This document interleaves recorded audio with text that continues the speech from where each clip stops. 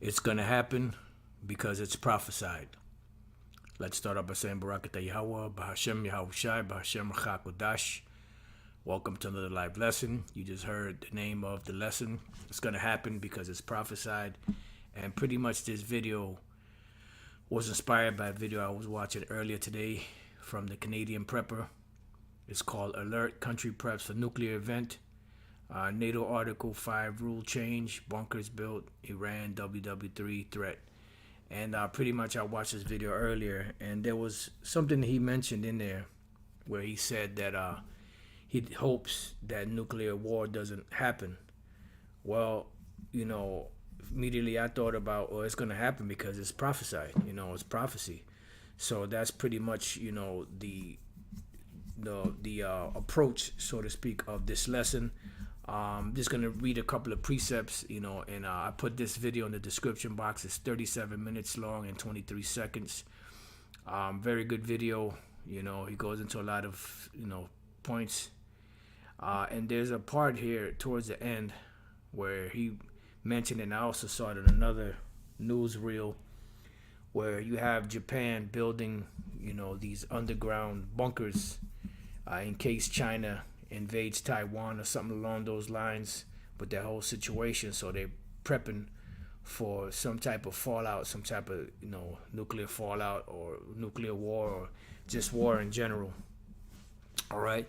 So when you get a chance, you should watch this video. It's a very good video, and he hits a lot of good points. But like I said, the main thing that stuck out to me is when he said that he hopes nuclear war doesn't happen, but as we know, according to prophecy, it will happen because it's prophesied. So Malachi 4:1, it says, "For behold, a day cometh that shall burn as an oven." This day has not happened yet. All right, let's look up this word oven real quick.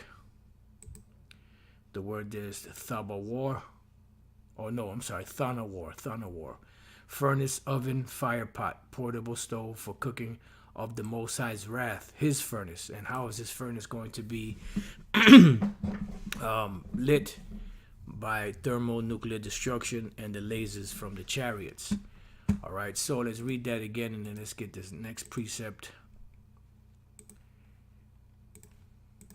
So it says, "For behold, the day cometh that shall burn as an oven." So what's going to cause this burning that's going to be on the earth? Well, when the missiles are shot and the lasers are shot out of the chariots.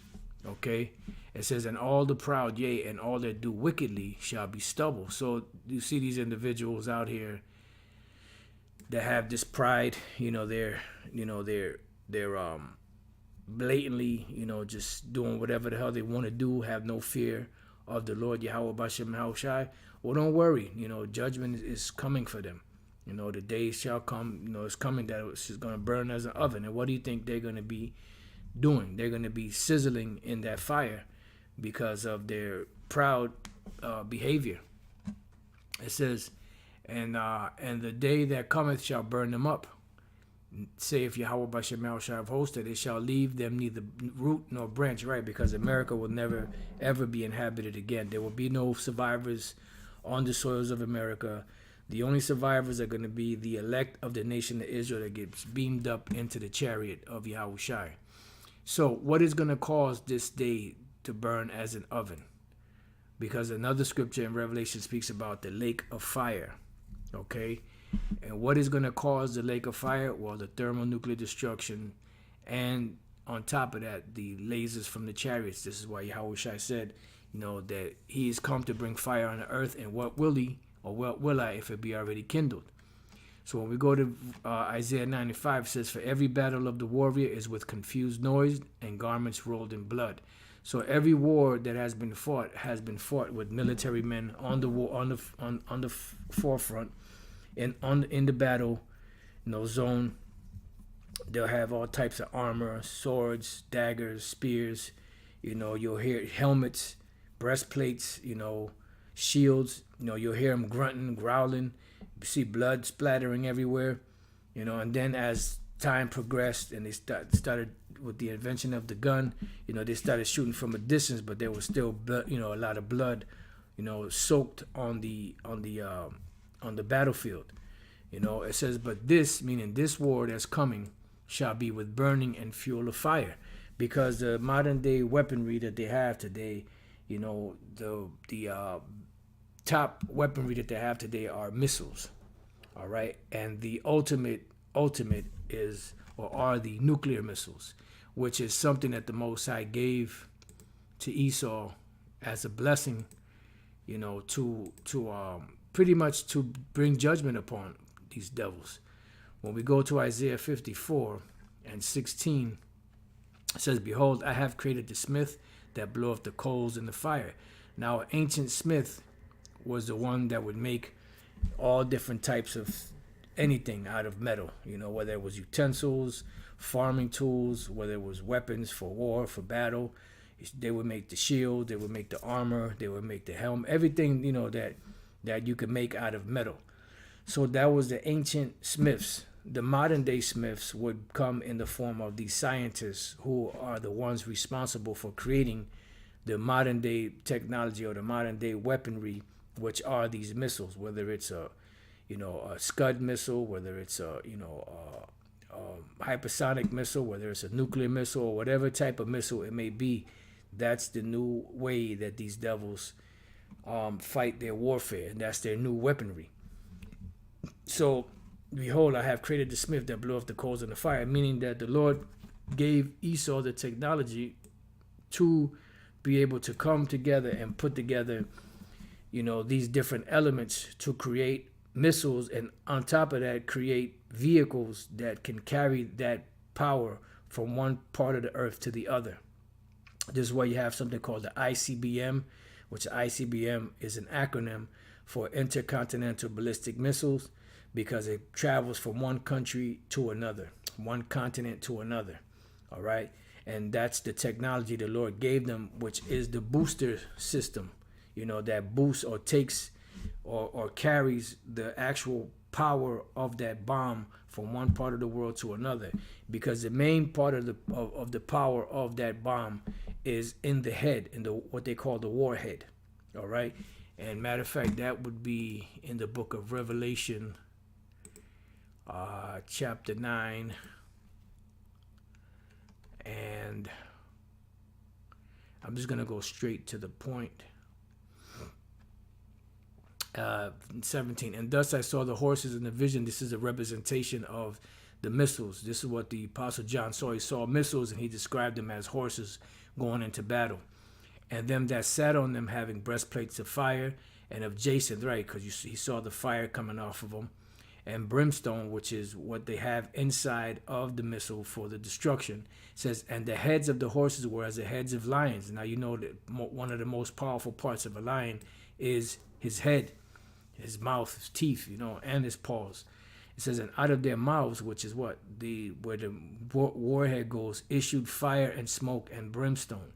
See, by these three was the third part of men killed, meaning Esau's world was destroyed by the technology of the missile, by the fire and by the smoke and by the brimstone which issued out of their mouths.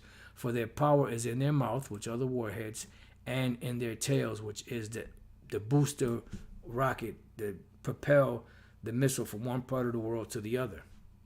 All right, you see the fire coming out, and it's pushing it from one part to the other. So those are the two major parts that have power, the warhead and the actual booster rocket. For their tails were like unto serpents, and had heads, and with them they do hurt. And when you see the missiles coming out of the silo, you'll see they look like serpents coming out, and pretty much crawling on the ground. But these missiles are just pretty much flying in the air. This is why the prophet Isaiah called them fiery flying serpents. All right, because that's exactly what they are. It says, and with them they do hurt, meaning, and they had heads, and with them they do hurt. That's dealing with the nuclear warheads.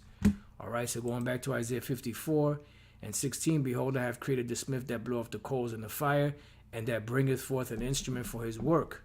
And I have created this. What is the instrument for his work? The actual missiles.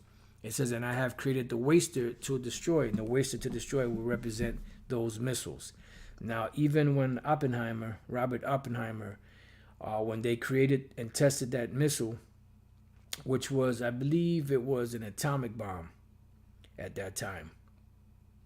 They, when he saw the explosion and the devastation that followed along, he said he thought about the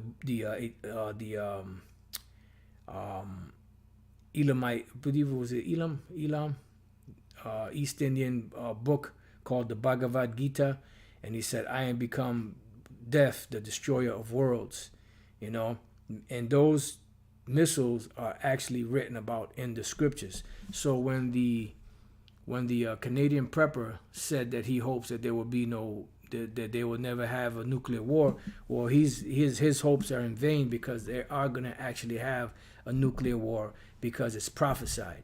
You know, that's how you're going to have, I'll give you two more precepts. That's how you're going to have Zechariah 14 and 9. I'm sorry, and 12. It says, "And this shall be the plague wherewith the Lord will smite all the people that have fought against Jerusalem. Their flesh shall consume away while they stand upon their feet." And what's going to cause that? The fire, the hot temperature of the fire from those nuclear missiles when they hit, ground zero. All right. It says, "And their eyes shall consume away in their holes, and their tongue shall consume away in their mouth." And what has the power to do that? These nuclear missiles. You have many different movies that have showed that to you. One of them is Terminator 2, Judgment Day. They show you the scene with Sarah Connor, and they show you the wall of fire coming through the cities and destroying everything in its path. You also have a movie called Knowing, and I'm sure there's others, but offhand, those are the two main ones that they show. And every time they show you like a futuristic movie, they'll speak about the old world and how it was destroyed by the bomb, or by the destruction. Even in the movie, 1968 movie, The Planet of the Apes. Actually, not the 1968 one, but the 1970 one, Beneath the Planet of the Apes. They show you that these individuals that were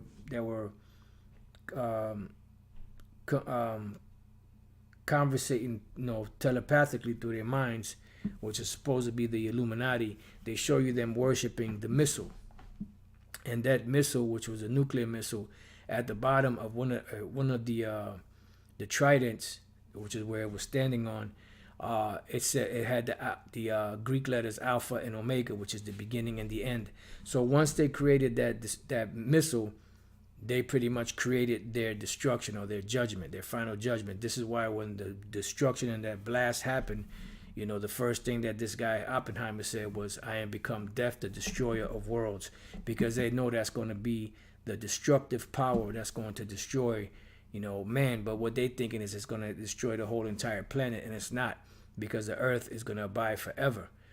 Now this other devil that was alive at that time, Einstein, he said, "I don't know what weapons World War III are going to be fought with," but he knew it was going to be missiles. That's why he said this. But he said, but World War IV, he said, "I don't know what weapons World War III will be fought with, but World War IV will be fought with sticks and stones," because he knows that this technology that they had then and that they have now, is going to be the total annihilation of this modern world that we know, and then this is going to set it up for the kingdom. All right, so what this Canadian prepper, what he hopes for, is not going to happen. It's in vain, because it's written that, and therefore it's going to happen because it's prophesied. This is prophecy. And the last precept I'll leave you with is in the book of 2 Peter, chapter 3. Which you that have been studying for a while, you already know these precepts. But for the sake of the ones that don't know, 2 Peter 3 and 10, "But the day of the Lord will come as a thief in the night, because it's going to sneak up on a lot of people, in the which the heavens shall pass away with a great noise." What is that great noise? The thermonuclear destruction, the missiles dropping down on the soils of America and certain parts of the world, wherever the Lord deems for them to be hit. But the whole of America is going to be destroyed.